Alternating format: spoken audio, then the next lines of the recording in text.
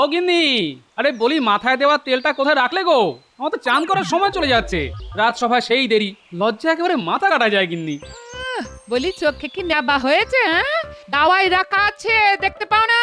দেখেছি দেখেছি, ওই তো দাওয়ার বাঁশের পাশে এমন ভাবে রাখা আছে যেন চোরে চুরি করে নিয়ে যাবে। হ্যাঁ, চোরেরও তো একটা মান সম্মান আছে নাকি? ওই তো চুরের বাহার, তার তেল আবার লুকিয়ে রাখতে হবে। হ্যাঁ, এখন থেকে ঘাটেই রেখে এসো, ভূত পেতনিও ছুঁয়ে দেখবে না। হ্যাঁ,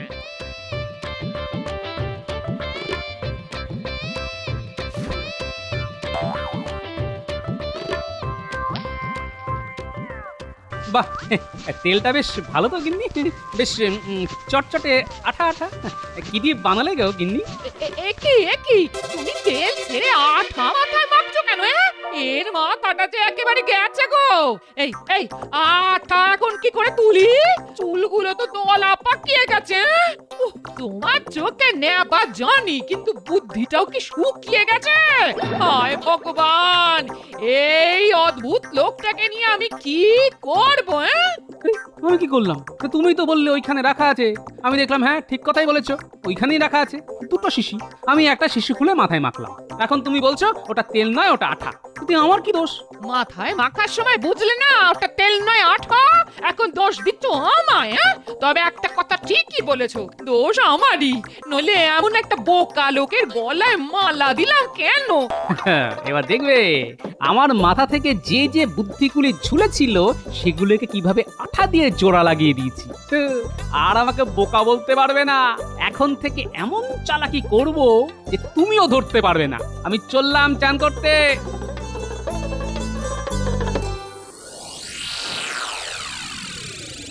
মন্ত্রী, রাজা কৃষ্ণচন্দ্র সম্পর্কে তুমি যা যা জানো তা আমাকে জানাও তো।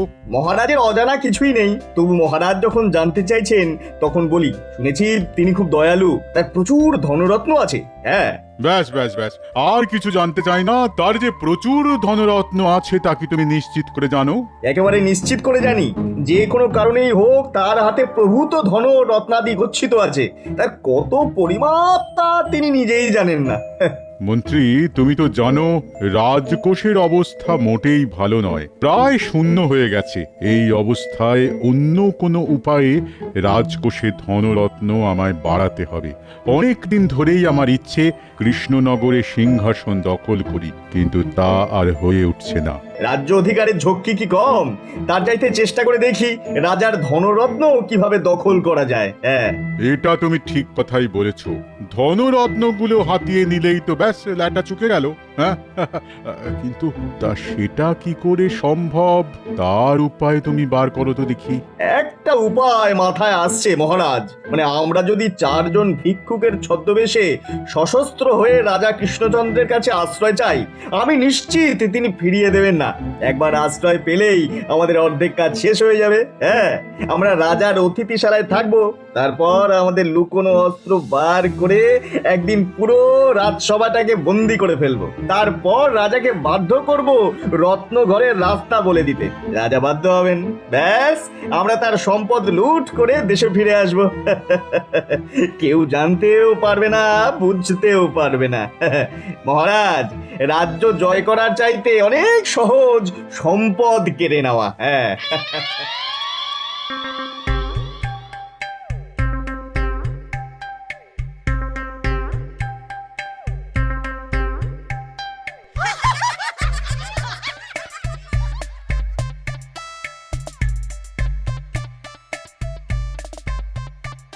গোপাল, তোমার মাথার পিছনে চুলের একই অবস্থা হয়েছে। কাক কি ডিম পেয়েছে নাকি? ডিমগুলি ঢেকে রাখার জন্য চুলে কি লাগিয়েছো? ডিমের তেল? না, আসলে গিন্নি রোজই বলে আমার মাথা থেকে বুদ্ধিগুলি বেরিয়ে নাকি চুলের পাশে ঝুলছে, তাই একটু আঠা দিয়ে আটকে রেখেছি মন্ত্রী মশাই। চমৎকার বুদ্ধি বার করেছো তো। তা যে বুদ্ধি দিয়ে তুমি আঠা দিয়ে মাথায় বুদ্ধি লাগিয়ে রাখো, সেই বুদ্ধিটা তখন কোথায় ছিল? সেই বুদ্ধিগুলি আমি হাতেই রাখি, তাও আঠা দিয়ে আটকে। দেখুন দেখুন আমার হাতটা কেমন চটচট করছে। গোপালের এই বুদ্ধি আঠা দিয়ে আটকে দেওয়াটা দেখে কি এটাই প্রমাণিত হলো যে গোপালের এককালে বুদ্ধি ছিল? মন্ত্রী, বুদ্ধিমানদের বুদ্ধি আঠা দিয়ে আটকে রাখতে হয় না, ঠিক সময় মতো তা প্রকাশিত হয়। মহারাজ, যার ল্যাজ আছে সে কিছুতেই ল্যাজ লুকোতে পারবে না, আর যার ল্যাজ নেই সে আমরণ চেষ্টা করেও তার ল্যাজ বার করতে পারবে না মহারাজ। মহারাজ, গোপালের অর্ধেক কথার মানে আমি বুঝতে পারি না। আপনি আমায় বলুন না, এইমাত্র গোপাল যা বলল তাতে কি আমাকে অপমান করা হলো? না রে বাবা না, গোপাল সব সময় তোমাকে অপমান করে না, মাঝে মাঝে করে। না, ল্যাজ নিয়ে কি একটা কথা বলছিল, এটা কার ল্যাজ মহারাজ? নিজের ল্যাজ নিজেই চিনে নিন মন্ত্রী মশাই। মহারাজ, আপনাকে রানীমাও চিনতে পারবেন না। মনে হচ্ছে কতদিন খেতে পাননি। জীবনের উপর দিয়ে কত ঝড় বয়ে গেছে। আপনি যে একজন মহারাজ তা কেউ বলবেই না। হ্যাঁ, এই কথাটাই তুমি অন্য সময় বললে তোমার গর্দান আমি এক্ষুনি নিয়ে নিতাম, কিন্তু আমি সহ্য করে গেলাম, কারণ এই বেশেই আমাদের কিছুদিন থাকতে হবে। আমিও মহারাজ সেই সুযোগে আপনাকে দুটো কথা শুনিয়ে দিলাম। আসলে আমি আপনার ছদ্মবেশের প্রশংসাই করলাম, সেটা তো মেনে নেবেন। হ্যাঁ, তোমার যে এত বুদ্ধি তা তো আগে জানতাম না। ঘুরিয়ে পেঁচিয়ে কথা বলা তোমার স্বভাব নয়, পারো না, তবে তোমার সাহস আছে। রাজাকে মুখের ওপর কথা বলা আপনাকে ভিখিরি মনে হচ্ছে, সত্যি সাহসের কাজ বটে। চিন্তা করো না, সফল হয়ে ফিরে আসলে তোমার মাসোহারাটা আমি বাড়িয়ে দেব। মহারাজকে ভিখারির মতো লাগছে বললে যদি আমার মাসোহারাটা বেড়ে যায়, তবে প্রত্যেক দিন আমি এই কথাটা আপনাকে বলতে পারি, যদি আপনি অনুমতি দেন। আমি তোমায় অনুমতি দিলাম, তবে সবার সামনে নয়, কেউ শুনে ফেললে খুব লজ্জা পেয়ে যাব। আগে এখন কাজটা করে ফেলি, বুঝলে? আর সময় নেই। আর হ্যাঁ, তোমাকেও খুব ভালো মানিয়েছে, মনে হচ্ছে একেবারে শ্মশান থেকে উঠে এসেছো। আপনি মহানুভব মহারাজ। কথায় কথায় আমাদের অস্ত্রশস্ত্র নিতে যেন ভুল না হয়। ঝোলার মধ্যে ওগুলো ভরে নিয়েছো তো? সে আর বলতে মহারাজ, ওগুলোর ব্যবস্থা আগেই করে নিয়েছি, চিন্তা করবেন না। অস্ত্রগুলি সব আমার হেফাজতে রেখেছি, ও নিয়ে আপনাকে চিন্তা করতে হবে না। হ্যাঁ, আমরা একা যাচ্ছি নাকি? হ্যাঁ, সেটা তো খুবই ভয়ের কাজ হবে। সঙ্গে কারা যাবে? সেরা দুজন অস্ত্রধারী ছদ্মবেশে, ওদের কাছে অস্ত্র থাকবে। যাক, নিশ্চিন্ত হওয়া গেল। চলো এখন রওনা হই। যথা আজ্ঞা মহারাজ।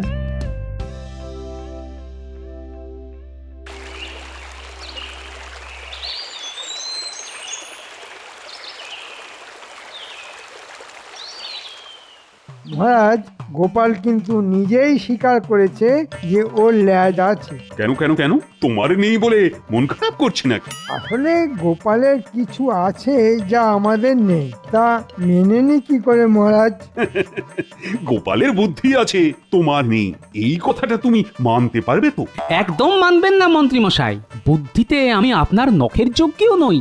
তবে তবে কিনা বুদ্ধি দু প্রকার, একটা সুবুদ্ধি আর একটা কুবুদ্ধি। তা আপনার মাথায় কি আছে সেটা তো আমি জানি না। মহারাজ, আপনার সামনেই গোপাল বলেছে যে আমার মাথায় কি বুদ্ধি আছে সে ওটা জানে না। কু না সু, কোনটার অধিকারী আমি সেটাও ও জানে না। একজন মন্ত্রীর মাথায় সবটাই যে সুবুদ্ধি থাকবে সেটারও কোনো মানে নেই। সুতরাং তোমার বুদ্ধিতে কিছুটা কুবুদ্ধি যে আছে সে ব্যাপারে কোনো সন্দেহ আমারও নেই। মহারাজ, গোপালের মাথায় তাহলে কোন ধরনের বুদ্ধি আছে বলে আপনার মনে হয়? গোপাল মন্ত্রীর কথার কোনো জবাব দেবে কি না দেবে না? মহারাজ, আমার মাথার বুদ্ধিগুলি এই কিছুক্ষণ আগে আঠা দিয়ে জোড়া লাগিয়েছি, এখনো ভালো করে আঠা জোড়েনি। এক্ষুনি কি করে বলি মহারাজ?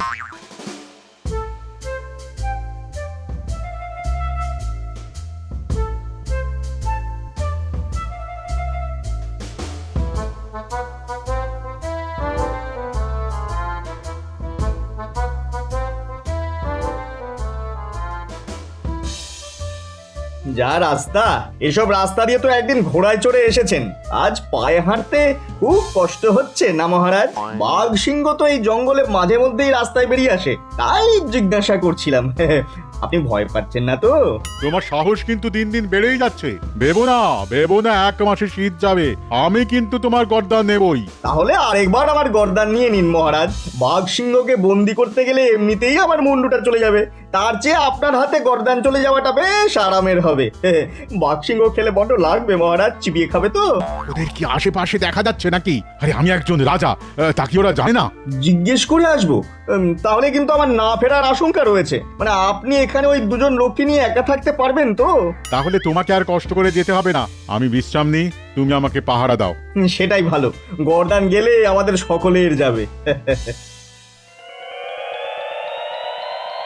রাজবাড়ির কিছু অংশ মেরামত করতে হবে, বিশেষ করে অতিথিশালা, রান্নাঘর, এমনকি এই রাজসভা। কোনো কিছুই ঠিকঠাক নেই বলেই তো মনে হচ্ছে আমার। অতিথিশালাতে এখন কেউ নেই, কোনো অতিথি আসার সম্ভাবনাও নেই, তাই অতিথিশালা সারাবার কোনো দরকার নেই বলেই আমার মনে হয়।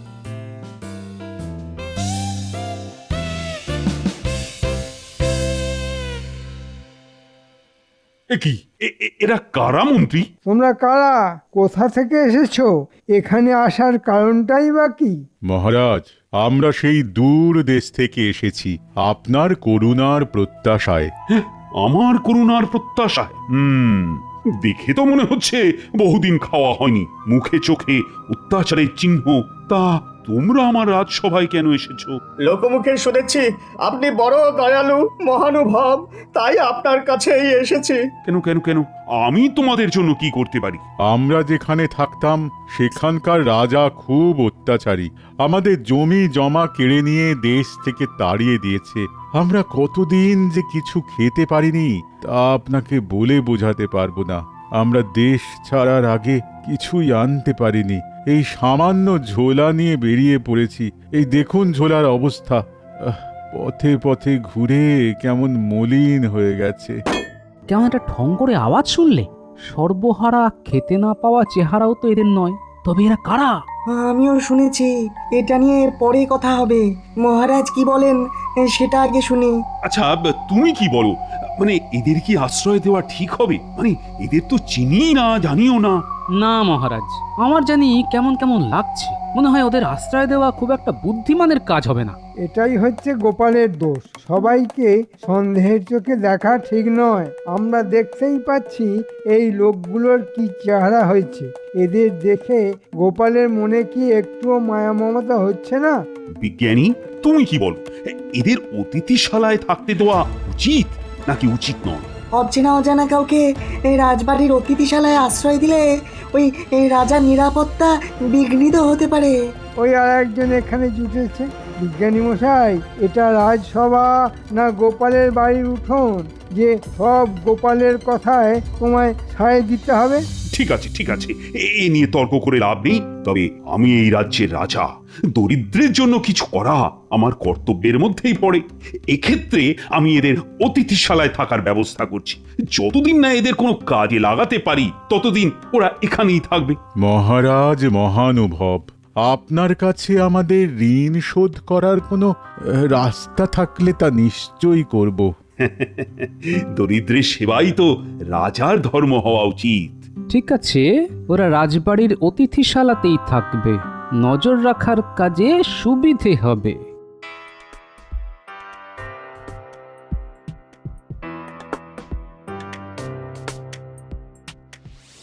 গোপাল, এই অতিথিদের ব্যাপারে আমারও সন্দেহ আছে। মনে হয় তুমি ঠিক কথাটাই বলছো। বিজ্ঞানী মশাই, আমার মন যা বলে তা আজ পর্যন্ত কোনোদিনও ভুল হয়নি। আমি ওই শব্দটা পেয়েছি বলেই সন্দেহ আরো প্রবল হলো। আসলে প্রথম থেকে আমার মনে হচ্ছিল এদের মধ্যে কোথাও যেন একটা মিথ্যে লুকিয়ে আছে। তোমার কথার সঙ্গে আমি একমত। আচ্ছা, ওই ঠং শব্দটা আসলে কিসের হতে পারে বলে তোমার মনে হয়? থালা বাটির আওয়াজ আমি জানি, গিন্নির দৌলতে কম থালা বাটি তো আমার মাথা লক্ষ্য করে ছোড়েননি, তাই এই শব্দটা আমি চিনি, এটা অন্য কিছুর শব্দ। সেটা কি হতে পারে বলে তোমার মনে হয়? আমার মনে হয় অস্ত্র। রাজসভায় থাকি বলেই অস্ত্রের আওয়াজটাও আমার খুব চেনা। সর্বনাশ, তবে তো আমাদের সমূহ বিপদ। মহারাজ যে কোনো মুহূর্তে আক্রান্ত হতে পারেন। সেটি হবার জো নেই। আমি একটা বুদ্ধি বার করেছি, কিন্তু দেওয়ালেরও কান আছে। আপনি বরং আমার কাছে আসুন, কানে কানে বলি।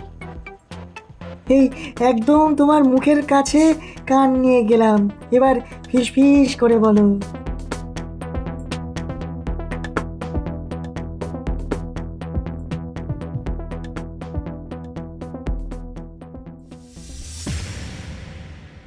এত বোকা একটা রাজা আমি তো কখনো দেখিনি। আমাদের এক কথায় একেবারে অতিথিশালায় স্থান দিয়ে দিল। মহারাজ, উনি বোকা না হলে আমরা চালাক হতে পারতাম, হ্যাঁ? এটা ঠিক কথা বলেছ মন্ত্রী, কিন্তু আমাকে কি দেখেছো এরকম অচেনা কাউকে এভাবে আশ্রয় দিতে? না মহারাজ, আপনি চেনা লোককেই আশ্রয় দেন না, তা অচেনা কাউকে কিভাবে রাখবেন? তাহলে তুমিই বলো, কে বেশি বুদ্ধিমান, আমি না কৃষ্ণচন্দ্র? এ আপনি কার সঙ্গে তুলনা করছেন? সূর্যের সঙ্গে লম্ফের, হ্যাঁ? এটা একেবারে ঠিক কথা বলেছ। আমি সূর্য আর কৃষ্ণচন্দ্র হলো তেলের লম্ফ। যাক যাক, তোমার গর্দান নেওয়াটা তাহলে আপাতত স্থগিত রাখা হলো। এই দেখ, দুটো বালতি, এর মধ্যে বিজ্ঞানীর বানানো একটা তরল পদার্থ আছে। আমি এক্ষুনি বার হব, নিজের চোখে সব দেখে কি করতে হবে তা তোদের বলে দেব। তোরাও আমার সঙ্গে চল বালতি নিয়ে। সাবধান, বালতি থেকে তরলটা যেন পড়ে না যায়, সেদিকে খেয়াল রাখবি। হ্যাঁ হ্যাঁ, কিন্তু আমরা কি রাজবাড়িতে যাচ্ছি? না হলে আবার কোথায় যাব?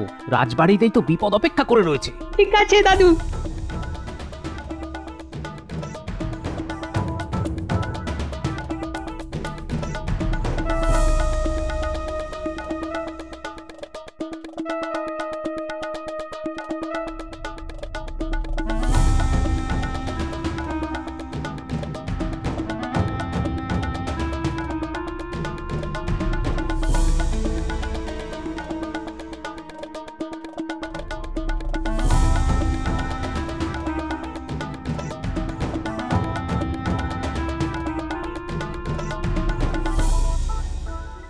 মহারাজ, এটাই সময়।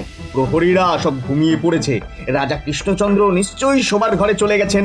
রাজাকে বন্দি করার এটাই উপযুক্ত সময়। তাহলে আমাদের অস্ত্র শস্ত্র সব ঠিক আছে কিনা একবার পরীক্ষা করে নাও তো মন্ত্রী। রক্ষীদেরও তাই করতে বলো।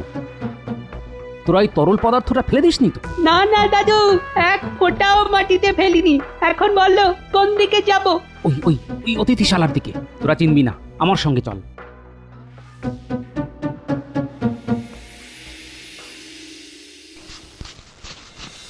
আরে মন্ত্রী, এত দেরি করছো কেন? তুমি সব কাজই বড্ড ধীরে ধীরে করো। উফ, অস্ত্র পরীক্ষা করতে এতক্ষণ লাগে? তোমার জায়গায় সেনাপতিকে আনলে ভালো হতো। তাহলে ঠিকই আন্দাজ করেছিলাম। এরা কারা তা বুঝতে পারছি না ঠিকই, কিন্তু ওষুধ পড়লে ঠিক চিনতে পারবো। শোন গুলটে, ন্যাপলা, যেই এরা বেরোবে তোরা বালতির তরলটা ওদের মাথায় ঢেলে দিবি।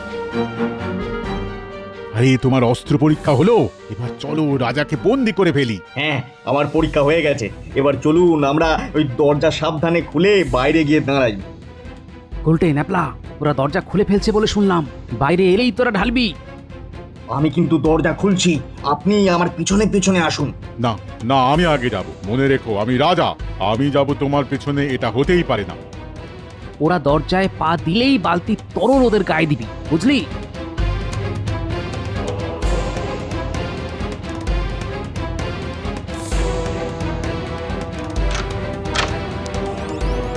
এই আমি দরজার বাইরে পা রাখলাম, তুমি আমার ঠিক পেছনে দাঁড়াও। উল্টে, এবার ঢেলে দে। এ কি আমার মাথায় কে যেন কিছু ঢাললো? আরে আমি তো মাটি থেকে পাই তুলতে পারছি না। কি হলো মন্ত্রী? আরে আরে, আমারও তো সেই একই অবস্থা। কি ভুতুরে অবস্থা রে! নড়তে চড়তে পারছি না তো। এখন কি করব? আমার ইচ্ছে করছে এখানেই তোমার গর্দান নেই, কিন্তু হাতটাই তো তুলতে পারছি না। কি করে তোমার মুন্ডুচ্ছেদ করব? তোমার বুদ্ধিটা নেওয়াই আমার ভুল হয়েছে দেখছি। ন্যাপলা, গুলটে, এক্ষুনি মহারাজকে খবর দিতে হবে। চল দৌড় লাগাই। তাই করি, চলো। তুমি একটা গর্ধ, মরকট, বলদ, মোষ। আমি তোমাকে মন্ত্রী পদ থেকে বরখাস্ত করলাম। মহারাজ, মহারাজ, মহারাজ, তাড়াতাড়ি বাইরে আসুন। বামাল সমেত ডাকাত ধরেছে। কি ব্যাপার গোপাল, এত রাতে? যাদেরকে আপনি ভিখারি ভেবে আশ্রয় দিয়েছিলেন তারা ধরা পড়েছে, দেখবেন, চলুন। উল্লুক, বেল্লিক, ইঁদুর, বেড়াল, শেয়াল, ভেড়া। গোপাল, এরা কারা? ওরা কি চাইছে? আপনাকে বন্দি করে রাজকোষ শূন্য করে নিয়ে যেত। কিন্তু আমি তো ওদের চিনতেই পারছি না। সেই ব্যবস্থা করছি, আগে সবাইকে ডাকুন আর 2 বালতি জল আনতে বলুন। এই কে কোথায় আছিস? পাহারা দেবার নাম করে নাক ডাকিয়ে ঘুমোচ্ছিস? 2 বালতি জল নিয়ে আয় তাড়াতাড়ি। মহারাজ, মহারাজ আমাকে দেখলেই আপনি চিনতে পারবেন। এই পোড়ার মুখ আর দেখাতে চাই না। এই মন্ত্রীর পরামর্শেই একজন রাজা হয়ে আপনার ধন লুট করতে এসেছিলাম ভিখারির ছদ্মবেশে। আমাকে ক্ষমা করে দিন। মহারাজ চিনতে পারছেন? দেখুন কাদের আপনি আশ্রয় দিয়েছিলেন। কি আপনি তো খাম্বাজ রাজ আর সঙ্গে খাম্বাজ মন্ত্রী। আপনারা নিজে এসেছেন আমাকে বন্দি করে আমার ধনরত্ন লুট করতে। এবারের মতো আমাদের ক্ষমা করে দিন। আমার মন্ত্রীকে আমি বরখাস্ত করে দিয়েছি, এবার আমাকে যেতে দিন। যাবেন তো বটেই, তবে নিজের রাজ্যে নয়, কারাগারে। আয় এই 2 দুষ্কৃতীকে কারাগারে নিয়ে যা, বিচার হবে পরে। আর গোপাল, তোমাকে আর কত ধন্যবাদ দেব। আর পুরস্কার কাল আমার রত্ন ভাণ্ডার থেকে যত খুশি রত্ন নিয়ে যাও। আমি রত্ন নিয়ে কি করব মহারাজ? আপনি বরং বিজ্ঞানী মশাইকে মাসোহারাটা বাড়িয়ে দেবেন। বিজ্ঞানী না থাকলে এই কাজটা করা সহজ হতো না মহারাজ। আর আমার খুদে বাহিনীকে খেলনা কিনে দেবেন, সেটাই আমাকে দেওয়া হবে। দাদা চড়ুই, তোমাকে আজ মেরেই ফেলবো। একটা যদি খাড়া পেতাম এখানেই তোমাকে বলি দিয়ে দিতাম। ওরে বাবা, আপনি আমাকে পেটাচ্ছেন ঠিক আছে ওরে বাবা, কিন্তু মনে রাখবেন গর্দান শুধু আমার একার যাবে না, আপনারও যাবে। কিন্তু তার লাগছে তো, ও মরা ছেড়ে দিন না। ওরে বাবা, লাগছে। ওরে বাবা রে। আগে তোর মুন্ডুচ্ছেদ করব, তারপর মহারাজ আমার গর্দান নেবে, বুঝেছিস? হ্যাঁ, আয় আয় আয়, আমি তোকে বলি দেবো, আয়।